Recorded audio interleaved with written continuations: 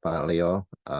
Selamat pagi, Bapak Ibu Saudara sekalian. Kita bersyukur boleh kembali bersama-sama dalam PA The Mission ini ya, melanjutkan studi kita dari Kitab Wahyu. Mari sebelum kita mulai, kita mohon pimpinan Tuhan, kita masuk dalam doa. Tuhan, kami bersyukur Engkau memberikan kekuatan dan kerinduan kepada setiap kami untuk boleh datang pada pagi hari ini.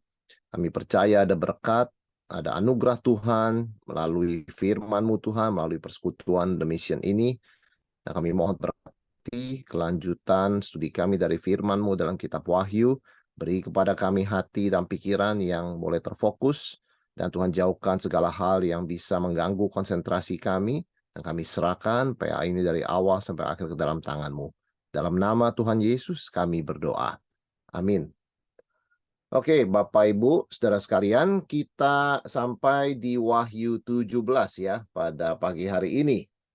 Jadi kita sudah mendekati akhir kitab Wahyu dan sekarang 17 dan 18 bicara mengenai Babylon dan kejatuhannya ya. Kita akan bersama-sama melihat Wahyu 17 ayat 1 dan 2 yang judulnya Penghakiman atas Babel. Lalu datanglah seorang dari ketujuh malaikat yang membawa ketujuh cawan itu dan berkata kepadaku, "Mari ke sini, aku akan menunjukkan kepadamu putusan atas pelacur besar yang duduk di tempat yang banyak airnya.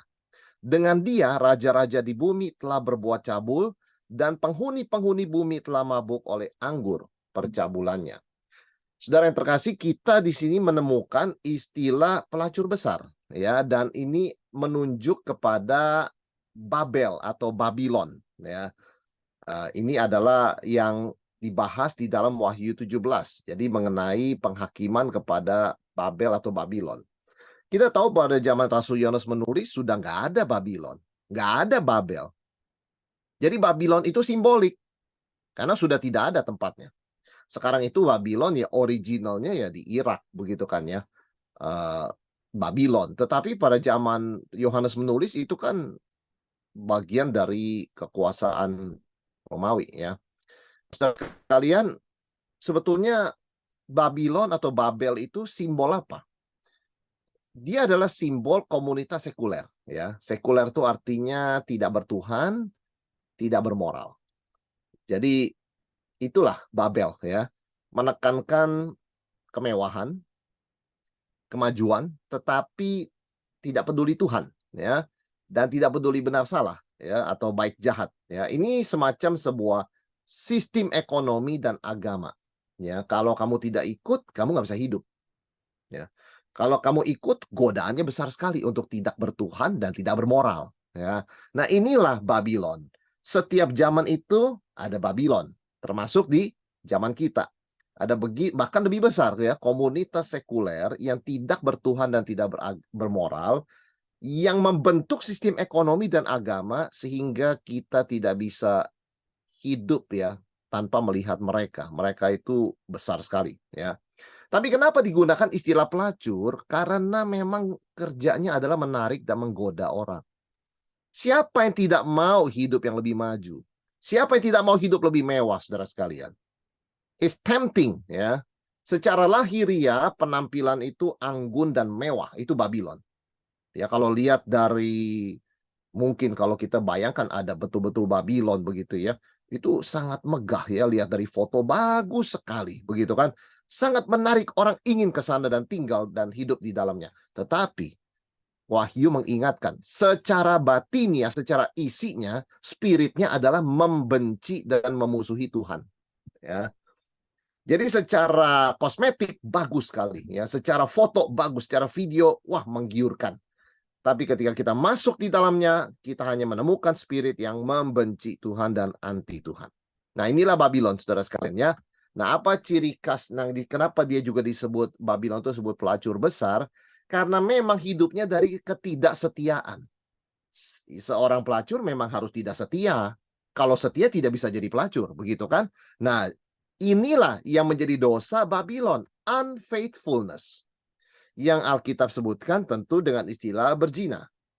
Dan Israel kita ingat Israel, ketika mereka itu menyembah ilah-ilah lain, mereka bukan hanya dikatakan menyembah berhala, mereka berzina dengan ilah-ilah lain. Ya, jadi dengan kata lain tidak setia kepada Allah Yahweh, kepada Allah Israel, sama dengan berzina dengan ilah-ilah lain. Ya, dan dosa macam apa ini sebetulnya? Ya, apalagi kita orang Kristen ya, kalau sampai jatuh dalam penyembahan berhala, apapun itu, kita berdosa terhadap kasih Tuhan. Karena ingat, hubungan kita dengan Tuhan itu diumpamakan seperti pernikahan.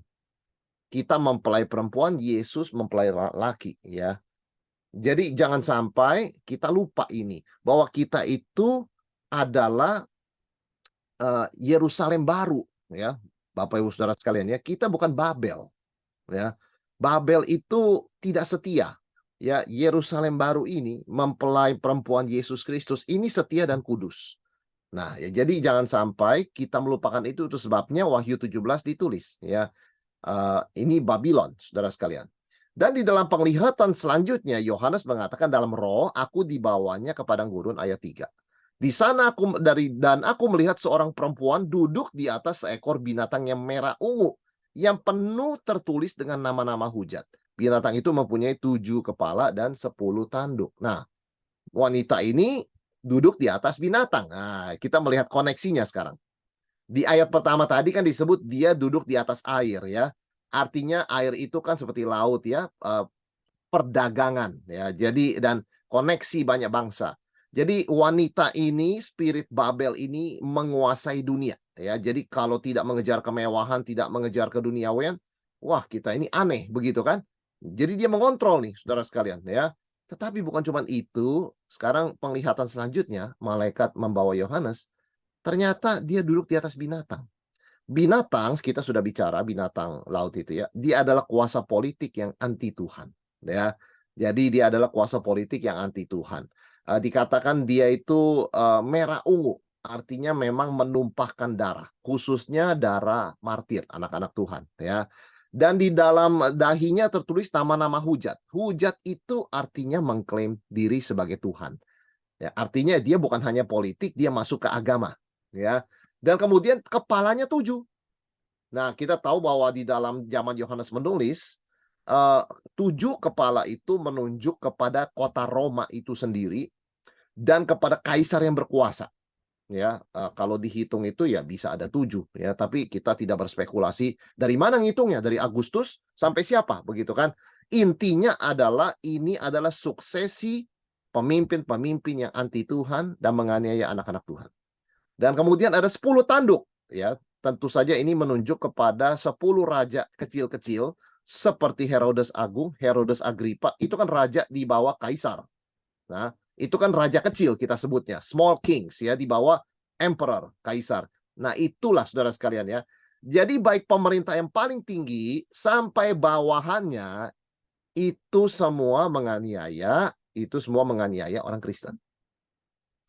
Jadi daya tarik dunia kemewahan, godaannya untuk tidak setia kepada Tuhan, plus kebenciannya kepada Tuhan dan gerejanya, itu satu paket. Ya, jadi satu paket, wanita duduk di atas air, lalu duduk di atas binatang. Nah, itu gambaran yang diberikan kepada penglihatan yang diberikan pada Yohanes, yang sebuah visi ya, yang kita sekarang mengerti artinya. Nanti akan disingkapkan oleh Tuhan lebih jelas. Nah, saudara sekalian, dikatakan apa? Dan perempuan itu memakai kain ungu dan kain kirmisi yang dihiasi dengan emas, permata, mutiara, dan di tangannya ada suatu cawan emas penuh dengan segala kekejian dan kenajisan dan percabulannya. Kalau kita lihat awal-awal ayat 4 ini, wah, mewah. Dikatakan kain ungu, wah itu mahal, saudara sekalian, kain raja itu ya. Warna ungu itu dibuat dari kerang tertentu, mahal jadinya pada zaman dulu ya. Lalu perhiasan dan bahkan cawan emas. Jadi kita boleh katakan ini kekayaan, kehinaan, dan keagungan ya. Tapi secara isi, cawan emas itu isinya kekejian dan percabulan. Kekejian dan percabulannya. Nah, jadi ada kontras antara luar cawan emas dan isinya. Apa tujuan kontras ini? Untuk menggoda orang meninggalkan Tuhan, menjanjikan emas ya. Godaan itu, cobaan itu, temptation itu memang menarik secara lahiriah. Tapi kan kita tahu begitu kita masuk racun dalamnya. Manusia seringkali tertipu oleh bungkusannya. Karena bungkusnya emas, bungkusnya perhiasan, bungkusnya itu jubah ungu, ya. Siapa yang tidak tertarik, begitu kan? Tetapi begitu kita masuk, dalamnya adalah kenajisan, kekejian, percabulan. Ayat 4 katakan demikian, ya. Itu sebabnya kita belajar sikap kita, Bapak Ibu Saudara sekalian, harus menjaga kemurnian hati dari dalam dan menjaga mata kita. Jangan mudah sekali terpesona dengan warna, daya tarik dunia ini, janji-janji manis begitu ya, yang kita tahu pada akhirnya nggak sesuai dengan firman Tuhan begitu kan. Imajinasi kita itu dimainkan oleh si pencoba dan pencobaan. Karena imajinasi kita membayangkan yang lahiriah, cawan emas loh. Tapi jangan begitu, kerohanian kita mesti bisa melihat, iman kita mesti melihat kepada isinya. Isinya apa? Kekejian dan percabulan. Ah, jangan deh. Kita harus melihat dengan iman, bukan dengan mata. Mata kita mudah tertipu. Emas, siapa tidak mau emas? Nah, Bapak Saudara sekalian, aspek ekonomi, politik, dan religius dikuasai perempuan dan binatang, ya. Tapi orang percaya harus tetap fokus pada Tuhan. Jadi kita ini hidup dikelilingi oleh pencobaan, pencobaan untuk join, pencobaan untuk kompromi, ya. Itu sebabnya dan kuasa kuasa perempuan, binatang, dan semua ini kan besar ya, di mana-mana dikatakan dia duduk di atas air, jadi mau kemana juga ketemu dia, begitu kan. Nah, intinya jangan sampai kita jatuh dalam pola pikir, "Oh, ini sudah umum ya, kalau masih hidup dalam dunia memang masih seperti ini. Kalau nggak begini, ya bagaimana? Kita nggak bisa hidup." Nah, kita jangan sampai terjebak dalam pola pikir begitu. Memang perempuan ini, binatang, dia seperti menguasai seluruh dunia, tapi kita itu anak Tuhan. Ya, dan jangan takut ya, jangan takut dibilang, "Wah, nanti kalau kamu nggak ikut seperti itu, kamu jadi orang aneh loh." Loh, memang kita ini pendatang dalam dunia, rumahku bukan di dunia, memang kita pendatang. Pendatang memang kelihatan suka aneh, karena dia bukan penduduk setempat. Ya, jadi kita harus ingat itu Bapak Ibu, inilah natur pencobaan. Kemasannya itu menarik tapi isinya racun mematikan, ya. Akhir zaman, godaan tuh semakin besar dengan cara apa? Semakin menarik kemasannya. Semakin menarik kemasannya, ya. Dengan segala teknologi yang wah, yang canggih begitu kan, lebih mudah sekali memikat mata dan pikiran kita. Di sini kita memerlukan lebih serius soal kompas rohani ya dan moral yang jelas. Kita mesti menjaga integritas karena godaan itu bungkusnya, packagingnya itu luar biasa menarik ya. Tahu apa yang bisa memikat mata, hati dan pikiran kita. Tapi saudara sekalian, tidak lama kemudian kita lihat sebetulnya karakter asli di balik semua jubah ungu, cawan emas ya, figur perempuan begitu kan yang mestinya kelihatannya cantik dan menarik. Ternyata apa aslinya?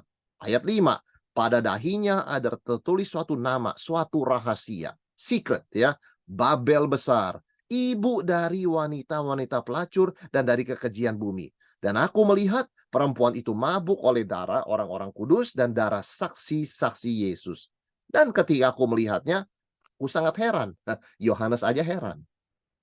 Saudara, menjelang akhir zaman, karakter setiap orang itu akan kelihatan aslinya. Nggak bisa orang bersembunyi terus di balik slogan dan jargon. Ya, ya, saya orang Kristen, saya cinta Tuhan. Dari kecil kok saya ke gereja. Orang harus menunjukkan warna aslinya. Sungguh-sungguh Kristen atau bukan. Wanita ini, meskipun masih secret rahasia, nggak bisa menutupi. Di dahinya ada tanda. Ya, kita tahu kan tulisan-tulisan hujat dan sebagainya. Pengikut binatang itu juga kita ingat waktu di Wahyu 13 kan ada tanda di dahi. Orang percaya juga dikasih nama Yesus di dahinya Wahyu 14.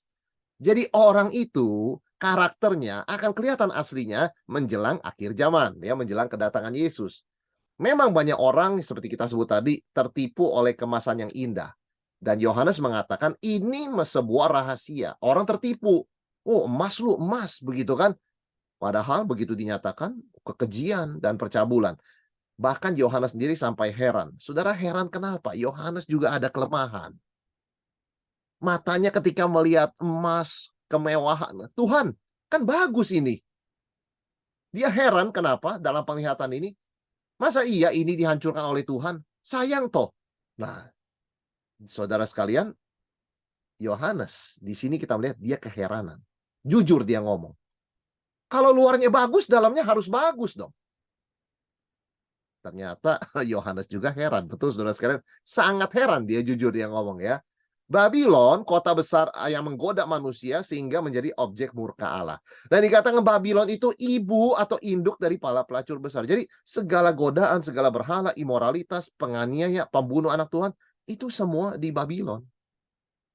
Saudara sekalian ya, memang orang mengasosiasikan Babylon dengan kota-kota metropolitan. Iya, tapi saya kira nggak terbatas itu juga. Kota kecil juga bisa begitu. Zaman sekarang, nggak cuma kota-kota besar seperti Roma ya. Cawan Babylon terisi penuh dengan berhala dan imoralitas. Jadi memang ada hubungan tidak setia pada Tuhan, tidak setia pada pasangan. Pasti begitu. Ya, tidak setia pada Tuhan itu penyembah berhala, tidak setia pada pasangan itu perzinahan. Sama-sama unfaithful, tidak setia. Itu sebabnya kita melihat penuh dengan berhala, tidak setia pada Tuhan, dan imoralitas, tidak setia pada pasangan. Dan maksudnya mau mengejar kepuasan, tapi bukannya menjadi puas, mereka akan mendapatkan murka Allah. Jadi ketika cawan itu penuh, Allah yang puas mencurahkan segenap murkanya dan penghakimannya. Manusia mengejar keinginan daging seperti dia mengisi air di cawan, begitu ya, dengan anggur yang memabukkan ya. Tetapi Wahyu menyingkapkan, yang makin penuh bukan kepuasannya, tetapi murka Allah. Allah yang puas nanti, manusianya akan sengsara karena perbuatan itu. Jadi kepuasan itu adalah janji palsu yang kelihatannya menarik tetapi sangat mematikan. Nah, Bapak Ibu Saudara sekalian, jangan kita terpengaruh dan tergoda ya dengan kemasan yang wah. Selalu jadi orang Kristen yang lihat esensi dan konten ya, jangan cuman bungkusan. Betapapun kedagingan mata telinga kita suka yang kedengarannya bagus, yang kelihatannya baik di mata kita, yang cocok dengan selera warna kita dan sebagainya, kita harus ingat orang Kristen dipanggil untuk lihat isinya, esensinya, bukan cuman bungkusnya. Dan di situ ada belas kasihan dan intervensi Tuhan kepada Yohanes yang lagi bingung. Kok luarnya bagus gitu? Masa iya dalamnya seperti itu? Jangan negatif pikirannya. Di situ malaikat intervensi. Lalu kata malaikat itu kepadaku, mengapa engkau heran? Aku akan mengatakan kepadamu rahasia perempuan itu dan rahasia binatang yang memikulnya. Binatang yang berkepala 7 dan bertanduk 10 itu. Adapun binatang yang telah kau lihat itu telah ada, namun tidak ada.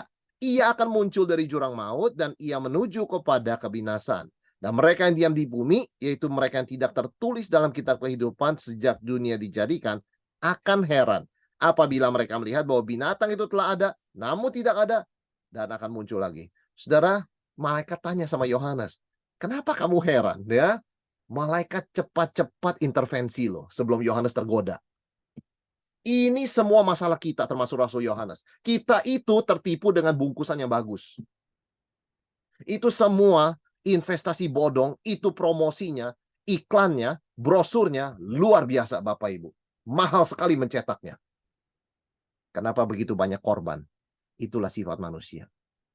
Kalau kita lihat warna yang bagus, mengkilap, kita melihat presenternya, salesnya begitu indah, wah, sulit sekali. Kita mengatakan, jangan negatif lah. Masa sedikit-sedikit lihat gitu langsung curiga begitu kan. Kita mana bisa hidup dengan curiga. Kita memang nggak bisa hidup dengan curiga, tapi kita mesti berpegang pada Tuhan. Dan ingat, orang Kristen harus lihat konten dan isi, bukan cuma bungkusan. Jadi malaikat intervensi, diutus oleh Tuhan, tanya Yohanes, kenapa kamu heran? Kenapa? Karena masih rahasia kan? Aku kasih tahu rahasianya. Nah, kita orang Kristen kan dikasih tahu rahasianya, ya.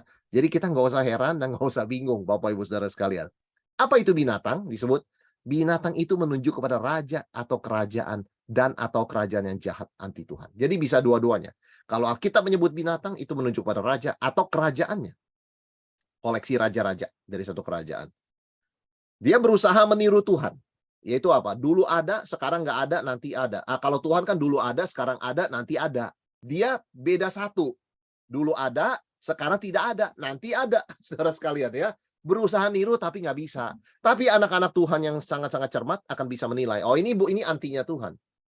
Tapi yang tidak hati-hati, orang-orang tidak mengenal Tuhan, tidak dekat dengan Tuhan, ketipu. Wah ini mirip Tuhan ya. Ada, nggak ada, ada. Beda satu aja kok begitu kan. Kejahatan bisa lenyap sementara, tapi akan muncul lagi. Nah, itu yang kita pelajari. Ini rahasianya. Ya, kejahatan tuh bisa kelihatan. Oh, sekarang luar biasa penginjilan misi ya. Oh, kita tidak boleh lengah loh. Ya, karena kejahatan itu terkubur, dia nggak pernah lenyap sampai nanti dilenyapkan pada kedatangan Yesus kedua kali. Maka binatang ini keluar dari jurang maut atau abyss begitu ya. Dan kita tahu binatang ini makhluk evil, makhluk jahat, ada hubungan dengan iblis. Dan saudara sekalian, bukan cuma Yohanes heran, penduduk dunia akan tercengang dan terseret ikut mereka. Ya, bayangkan, saudara, Yohanes heran, apalagi penduduk dunia yang tidak kenal Tuhan, yang ikut Babylon begitu kan, pasti tersesat. Di sini kita tahu senjata utama iblis, saudara sekalian, bukan nakut-nakutin orang, bukan kasih orang sakit dan sebagainya, bukan. Deception, penipuan. Itu dia. Selama dia masih rahasia, dia bisa bekerja. Tapi ketika terang Tuhan bersinar, udah nggak bisa nipu lagi. Ya, kita melihat juga zaman sekarang penipuan, orang berbuat jahat itu sekarang kan lebih sulit ya, merampok di jalan dan sebagainya. Ada, cuman mungkin lebih banyak secara penipuan, betul nggak? Begitu dinyatakan bahwa ini nggak benar dan sebagainya, nggak bisa lagi. Senjata utama iblis adalah deception. Penipuan itu adalah menggunakan bungkusan yang menarik, menyembunyikan racun yang mematikan.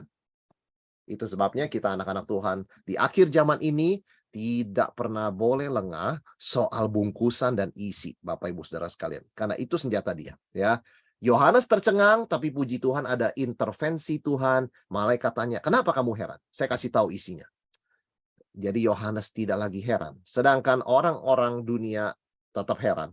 Sebab itu sebagai anak Tuhan, kita dalam kebingungan, cepat-cepat kembali ke firman, Bapak Ibu. Ya, kembali ke firman, kita baca, kita tanya, kita cari tahu, ya, dan kita temukan jawabannya sesuai dengan firman. Dan jangan ikuti pikiran, perasaan, atau konsep dunia. Sebab memang daya tarik dunia itu kata-katanya, bungkusannya, penampilannya, wah luar biasa. Deceptif sekali. Sangat-sangat menarik dan menipu. Dan selanjutnya malaikat juga menjelaskan arti penglihatan selanjutnya, ayat 9-11. Dikatakan yang penting di sini adalah akal yang mengandung hikmat. Ketujuh kepala itu adalah 7 gunung yang di atasnya perempuan itu duduk. 7 gunung, saudara sekalian. Nah, Roma dikelilingi 7 gunung. Jadi Babylon itu memang julukan pada waktu itu buat Roma. Zaman sekarang untuk siapa? Oh, macam-macam. Untuk Jakarta, ya, untuk Los Angeles, untuk Beijing, ya, untuk Berlin, ya, untuk Sydney. Siapa saja saudara sekalian ya. Intinya sama begitu kan ya, di mana saja. Jadi zaman itu 7 gunung memang dikatakan 7 gunung mengelilingi kota Roma, 7 bukit begitu kan. Nah, ini nama lain untuk Roma itu Babylon ya. Lawannya Yerusalem baru. Ingat Bapak Ibu, kita penduduk Yerusalem baru. Kita ini hanya numpang lewat ya, melewati dan dikelilingi Babylon nih kita sekarang begitu ya. Tapi kita adalah milik dari rumah kita adalah Yerusalem yang baru ya. Dan Roma adalah wujud Babylon di dalam abad yang pertama. Karena Roma paling hebat ya. Mengejar hawa nafsu, segala macam LGBT ya, kaisar mengambil istri senator menidurinya depan umum. Boleh ya. Lalu menjadikan manusia itu tanding satu sama lain seperti gladiator, membunuh secara real, bukan film lo ya. Ini real. Boleh. Bahkan menghasilkan penghasilan yang besar ya buat negara. Nah, ini Roma adalah wujud Babylon pada waktu itu. 7 kepala itu bukan hanya menunjuk pada Roma yang dikelilingi 7 gunung, itu menunjuk kepada 7 rajanya, kaisar. Ya, kita nggak tahu ya cara menghitungnya. Saya tidak akan membicarakan di sini. Ada yang mengatakan ini dari Agustus sampai Titus. Ya silakan, kita bisa ada beberapa penafsiran dalam hal itu. Tapi ini juga ada yang menafsir 7 peradaban dunia. Ini mungkin lebih tepat. Babilonia kuno 1, Assyria 2, New Babylon, Babilonia baru 3, Media Persia 4, Yunani 5, Romawi 6, Antikristus 7. Ya. Saudara sekalian, ini adalah rahasia yang sudah disingkapkan oleh malaikat.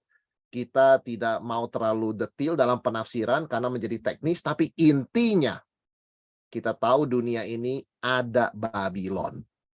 Baik orangnya maupun sistemnya. Dan kita itu hidup di tengah-tengahnya, Bapak Ibu Saudara sekalian ya. Tapi kita masih ingat, kita on the way kepada Yerusalem yang baru. Dan Antikristus dikatakan ada satu raja, menarik sekali, dikatakan dia sudah ada, tapi sekarang belum datang. Dan yang ke-11, dan binatang yang pernah ada dan sekarang tidak ada adalah raja ke-8. Namun dia adalah salah satu dari 7 raja. Menarik saudara sekalian. Dulu pernah ada, sekarang nggak ada. Nanti muncul. Tapi yang muncul ini pernah ada. Nah, maka disebutnya dulu ada, sekarang tidak ada, nanti ada. Padahal sama saja. Jadi para penafsir sepakat, Antikristus akan sangat mirip dengan salah satu dari 7 kaisar Roma. Kemungkinan besar Nero. Ya, jadi dikatakan dia raja ke-8, sebetulnya dia salah satu dari 7 raja itu. Bukan new king, tapi jelmaannya, begitu ya. Jadi akan sangat membenci orang Kristen dan sangat beria-ria dalam membakar dan menyiksa orang Kristen. Itu yang diberitahukan kepada Yohanes ya. Dan binatang itu, yaitu Antikristus, spiritnya, itu kan hinggap di setiap raja ya. Mau raja kemana, ke berapapun, tetap aja ada spirit Antikristus, begitu ya. Nasib akhir binatang itu kita tahu adalah kejatuhan dan kehancuran. Dan ia menuju kepada kebinasaan. Saudara sekalian, kenapa ada ketujuh kepala dan 10 tanduk? Kenapa ada 7 kaisar dan 10 raja-raja kecil di bawahnya? Mereka prepare for war. Ya, 10 tanduk melambangkan 10 raja kecil dari kerajaan terakhir. Dalam sejarah, 10 raja ini adalah raja-raja kecil yang di bawah Kaisar Romawi, termasuk pemprov lah begitu ya, pemerintah provinsi seperti itu di Romawi. Jadi dia itu seperti Herodes ya, raja-rajaan begitu kan. Herodes mana ada kuasa, cuman disebutnya raja. Ya kan? Dalam Wahyu 10 raja belum menerima kerajaan mereka. Pemerintahan mereka masih akan datang ya, future ya. Nah, di akhir zaman binatang akan membangkitkan 10 raja ini plus 8 tadi. 7 plus 1 yang tanda kutip bangkit kembali, saudara sekalian ya. Tujuan 10 raja ini apa? Menyerahkan kuasa, otoritas, dan kesetiaan kepada binatang. Perhatikan ya, jadi 10 raja ini nggak baik ya. Jangan dibilang, wah kita ada 7 kaisar yang jahat begitu ya, sekarang kita ada 10 raja, lumayan bisa bantu kita. Tidak, mereka adalah pendukung, supporter dari binatang. Mereka sepakat mengikuti dan memberi dukungan penuh kepada Antikristus. Untuk apa? Untuk memerangi anak domba. Ini yang kita sudah bahas waktu bicara soal Armageddon. Pertempuran akhir. Ya, pertempuran akhir. Mereka memerangi umat Tuhan dengan full, ya, dengan suatu aliansi, dengan satu sekutu yang lengkap sekali, Bapak Ibu Saudara sekalian, ya, melalui penganiayaan, penekanan ekonomi, penindasan politik, ya, penganiayaan fisik, intimidasi begitu, godaan yang menarik melalui pelacur besar dan sebagainya. Tetapi kita tahu Yesus sendiri yang akan mengalahkan mereka. Anak domba langsung mengalahkan mereka. Karena dia disebut di sini raja segala raja dan Tuhan atas segala tuan, ya. Saudara, di sini kita melihat Yesus ini adalah sumber segala sesuatu. Dia tidak bergantung pada siapapun. Binatang itu kelihatannya hebat, tapi tergantung pada bala bantuan raja-raja, bantuan pelacur besar, bantuan pengikutnya. Jadi sebetulnya nggak kuat ya, nggak equal pertandingannya, peperangan ini nggak equal. Itu sebabnya sangat singkat. Ketika sampai Armageddon, pertempurannya itu sangat singkat karena Yesus yang independen bertarung melawan mereka yang dependen, begitu kan? Binatang tidak independen. Nah, itu sebabnya kita harus sebagai orang Kristen, kita sadar ketergantungan kita kepada Kristus. Seperti Yesus katakan, akulah pokok anggur yang benar, kamulah ranting-rantingnya. Di luar aku, kamu tidak bisa berbuat apa-apa. Kita dependen pada Kristus. Itu sebabnya kita bersyukur kemenangan sudah pasti, asalkan kita terus bergantung dan melekat kepada Kristus ya, Bapak Ibu Saudara sekalian ya. Jangan tertipu oleh daya tarik dari godaan pelacur besar atau intimidasi dari iblis dan para pengikutnya. Dan yang kita melihat sifat dari iblis itu apa, Bapak Ibu Saudara sekalian? Itu menghancurkan diri sendiri. Kalau kita baca ayat yang ke-15, lalu ia berkata kepadaku, semua air yang telah kau lihat di mana wanita pelacur itu duduk adalah bangsa-bangsa dan rakyat banyak dan kaum dari bahasa. Perhatikan, wanita duduk di air. Air itu adalah bangsa-bangsa, bahasa, dan penduduk bumi. Jadi perempuan itu berkuasa atas seluruh bangsa-bangsa, ya. Dan ke-10 tanduk yang kamu lihat itu adalah yang akan membenci pelacur itu, dan mereka membuat dia menjadi sunyi dan telanjang, dan mereka akan memakan dagingnya dan membakarnya dengan api. Nah, ternyata raja-raja membenci pelacur. Nah, artinya apa, Bapak Saudara sekalian? Meskipun pelacur itu memiliki kota besar yang mengendalikan dunia, kekuatan jahat seperti satu kesatuan yang menakutkan, kita jangan takut. Kenapa? Sebenarnya tidak demikian. Kejahatan itu selalu merusak diri sendiri. Mereka saling mendengki, mereka saling benci. Ya, raja-raja membenci pelacur besar. Ya, ini dia saudara sekalian ya. Binatang dan raja-raja memusuhi pelacur. 10 tanduk akan membenci, menelanjangi, memakan daging, membakar pelacur. Sampai musnah total. Jadi kekuatan jahat itu memang gak ada kasih ya. Jadi mereka tidak mengasihi bahkan pengikutnya sendiri. Mereka menyakiti pengikutnya untuk membalas dendam pada Tuhan. Saudara, itu sebabnya Yesus berkata, Alkitab berkata, jangan balas jahat dengan jahat. Karena itu sifatnya jahat. Jahat itu memang kepada sesama jahat pun jahat. Kita itu milik Tuhan. Kita tidak boleh pakai cara begitu dan seperti itu. Kita membalas segala sesuatu dengan kasih. Orang mengasihi kita, kita mengasihi. Karena itu disebutnya saling mengasihi. Orang tidak mengasihi kita, kita tetap mengasihi. Ya, karena kita tidak bisa dikuasai oleh kebencian. Karena itu adalah sesuatu yang menguasai iblis dan pengikutnya. Saudara sekalian, semua kekacauan ini terjadi karena kedaulatan Allah. Ya, dikatakan ayat 17, sebab Allah telah menerangi hati mereka untuk melakukan kehendaknya dengan seia sekata untuk memberikan pemerintahan kepada binatang itu sampai segala firman Allah telah digenapi. Dan perempuan yang telah kau lihat itu adalah kota besar yang memerintah atas raja-raja di bumi. Tuhan menetapkan waktunya. Oh, si ini kuasanya sampai sekian begitu ya. Mereka memberi kuasa pada binatang sampai tiba waktunya firman Tuhan digenapi. Saudara, identitas pelacur itu diungkapkan tadi ya. Perempuan itu adalah kota besar yang memerintah raja-raja di bumi. Nah, ini kita melihat ya. Pada zaman Yohanes berarti Roma. Pada akhir zaman ini melambangkan manusia yang terorganisir dalam komunitas sekuler. Dimanapun kita berada. Karena orang gak hanya dibatasi oleh kota sekarang. Di desa sekalipun kalau ada internet sama aja begitu kan. Orang bisa punya pola pikir yang sama ya. Jadi ini merambah ke seluruh pelosok dunia. Ya. Saudara sekalian, setelah kita melihat hal ini, mereka dihakimi oleh Tuhan dan mereka saling membenci, saling menghancurkan, maka kita masuk ke dalam pasal 18. Pengumuman the fall of Babylon. Jatuhnya, runtuhnya Babylon. Seorang malaikat dari sorga turun dengan kuasa dan kemuliaan besar, diutus langsung dari takhta Allah, mengumumkan Babel, the great Babylon, sudah jatuh, runtuh. Ya, kalau sudah runtuh itu seperti rumah yang sudah lapuk, sudah rusak, nggak ada listrik, nggak ada air, nggak ada orang, menjadi kediaman roh-roh jahat dan binatang-binatang najis.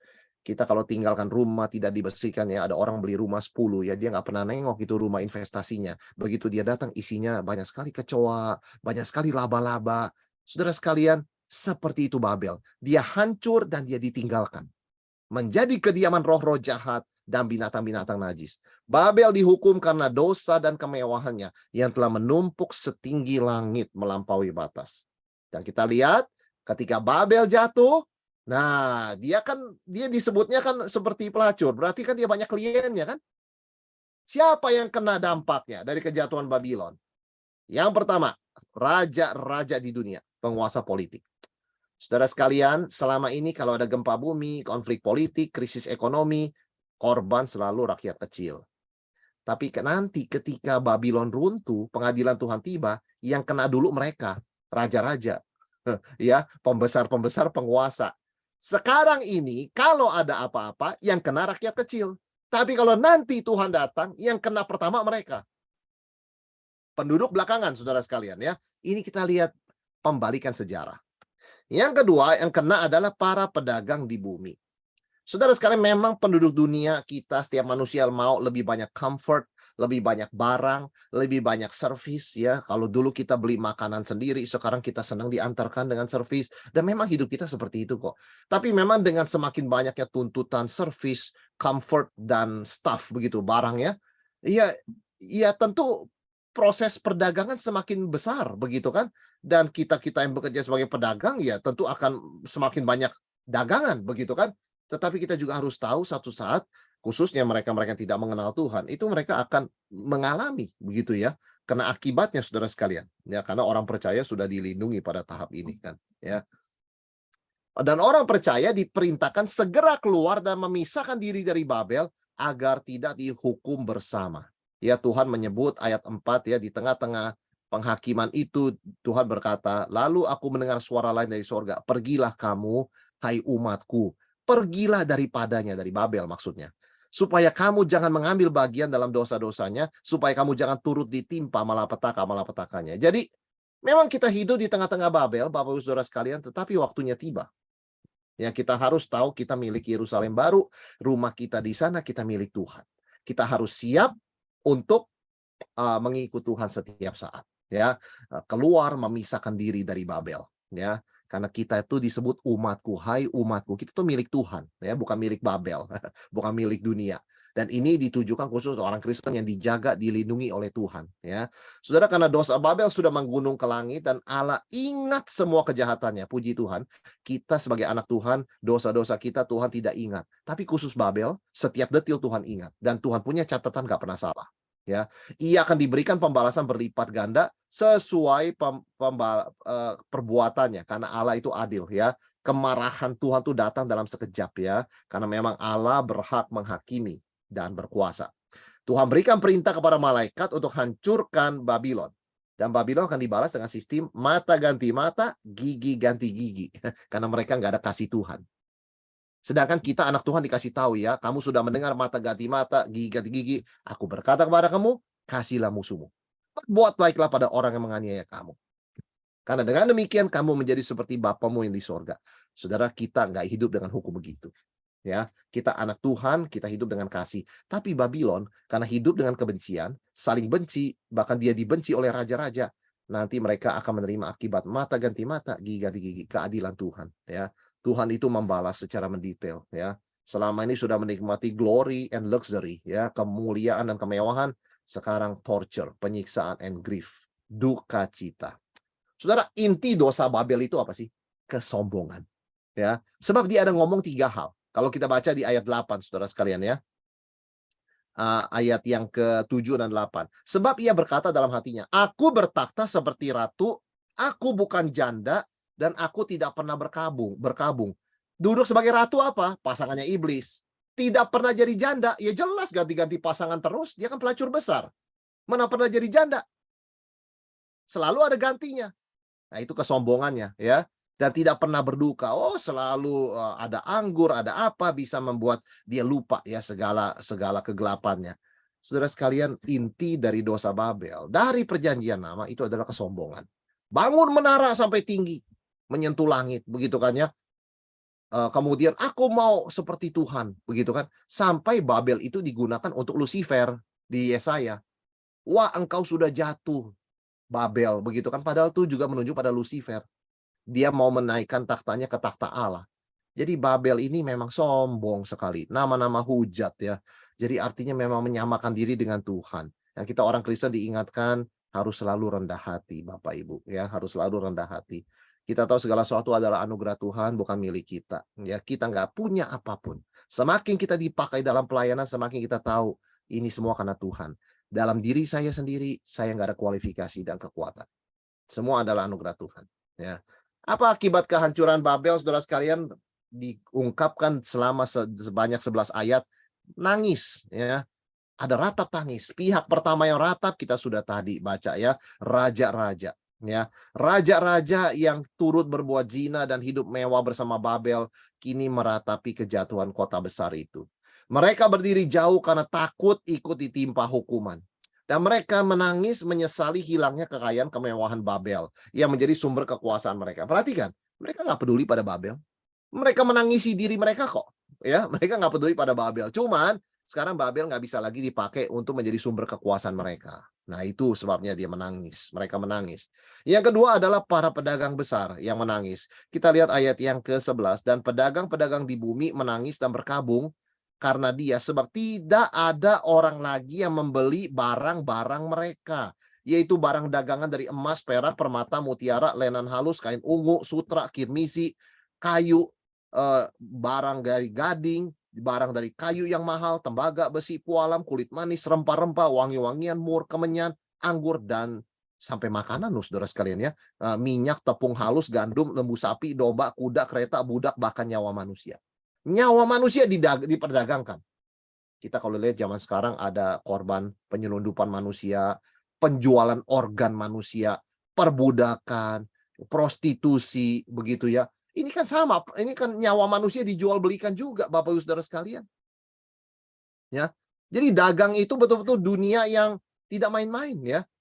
Kita masih waspada sebagai anak-anak Tuhan yang hidup di tengah perdagangan dunia ini. Saudara, selama ini pedagang-pedagang ini kaya karena perdagangan di Babel dan mereka terkena akibatnya ya. Mereka meratapi hilangnya pasar Babel sebagai pusat perdagangan dunia. Nggak ada yang beli barang mereka lagi. Nggak ada yang beli barang mereka lagi, saudara sekalian. Yang ketiga meratap adalah para pelaut dan awak kapal. Ayat 17 ya. Para pelaut dan awak kapal juga. Kenapa mereka meratap, saudara sekalian? Karena tidak ada lagi ekspedisi, kegiatan kirim-mengirim barang. Oleh sebab semua perdagangan sudah berhenti. Ya, setiap nahkoda dan pelayar dan anak-anak kapal dan semua orang berdiri yang mata pencaharian di laut berdiri jauh-jauh dan berseru ketika mereka melihat asap api yang membakarnya. Katanya, kota manakah yang sama dengan kota besar ini? Dan mereka menghamburkan debu ke atas kepalanya dan berseru sambil menangis, katanya, dan meratap, katanya, celaka, celaka kota besar yang olehnya semua orang yang mempunyai kapal di laut telah menjadi kaya oleh barangnya yang mahal. Sebab dalam 1 jam saja ia sudah binasa. Saudara, selama ini para pelaut menjadi kaya karena mengangkut barang Babel. Tapi mereka pun berdiri jauh dan menaburkan debu di kepala tanda berkabung. Menangisi rusaknya kota yang selama ini memberikan mereka kekayaan.